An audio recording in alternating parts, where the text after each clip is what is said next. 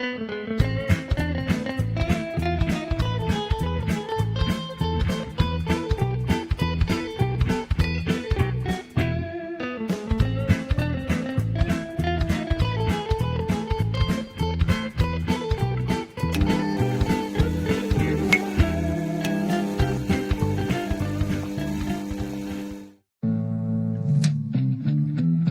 Maserati does 185. I lost my license, now I don't drive. Hey everyone, Mackenzie Lambert here, your host for Mac and the Movies, where we look at everything from art house to grindhouse, mainstream to obscure, the forgotten, and the unforgettable. This is a special bit review. Full disclosure, I was contacted by Tricoast Studios to review their documentary Maserati, 100 Years Against All Odds, from director Philip Selkirk. I agreed to review it. I had the opportunity to watch the film, and I'm ready to share my thoughts on this film. I have not been compensated in any way regarding this review.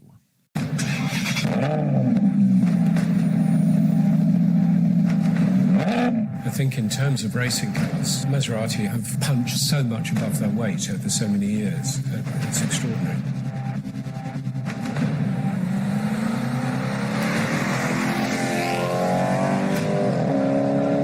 Founders, they had strong characters, they were very charismatic. Their characters could be found in the projects. Carlo Maserati. He was a genius. I remember my grandmother often remarking when the cars came out of the workshop, I do not understand why these guys always have to go so fast. The documentary provides an extensive history lesson on the company, going all the way back to the establishment of the company on December 1st, 1914.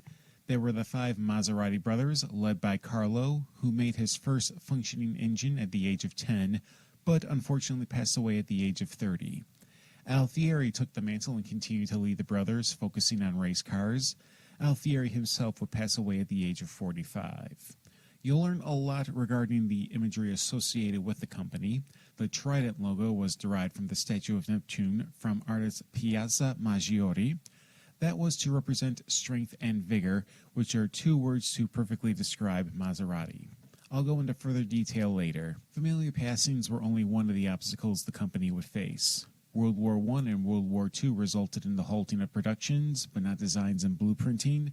Changing with the times and expanding the commercial reach of the Maserati brand was a key element to the company's longevity. Maserati, 100 Years Against All Odds, is an in-depth record of one of the automotive industry's most recognized names.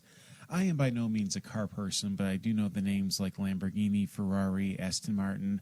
Maserati is right up there with those cars that mix luxury with speed. They are head-turners that capture attention and imagination. There is no shortage of personalities interviewed for the documentary. Sterling Moss, a British Formula One racer. John Surtees, an English Grand Prix motorcycle road racer and Formula One driver. Being a Pink Floyd fan, I was curious to hear the thoughts of Nick Mason and was impressed by his knowledge and passion for this specific brand. In my experience with documentaries, the subject matter is usually representative of a bigger theme, allegorical if you will. I'll give you an example. David Gelb's Jiro Dreams of Sushi. The documentary centers on a hole-in-the-wall Michelin 3-star sushi restaurant considered one of the greatest in the world, owned by Jiro Ono. There is a lot of pressure on his son, Yoshikazu, to surpass the success of his father, otherwise he will be seen as a failure. That expectation is a microcosm of the Japanese culture, how the next generation must be better than the previous, otherwise they will be shunned and ignored by society. I'll give you another example. Last year's Film Worker from Tony Zira. Film Worker focused on Leon Vitali, an actor who became the personal assistant to Stanley Kubrick. Vitali was responsible for the casting of Danny Lloyd, the young boy in The Shining, as well as R. Lee Ermey for Full Metal Jacket. On the surface, it was Vitali's recollections of his ups and downs working with someone like Kubrick. Yet, the film brings attention to the lesser-known hands involved in filmmaking, be it the grips, the second-unit directors, the gophers, the people who play a part in a film's production but don't have their own awards category or get interviewed on the red carpet. For Maserati's case, it is a company surviving every situation that would end the lesser companies. Deaths in the family, wars, multiple buyouts, recessions. Yet with all those issues, Maserati is still around to this day, still selling some of the most eye-catching vehicles in the world.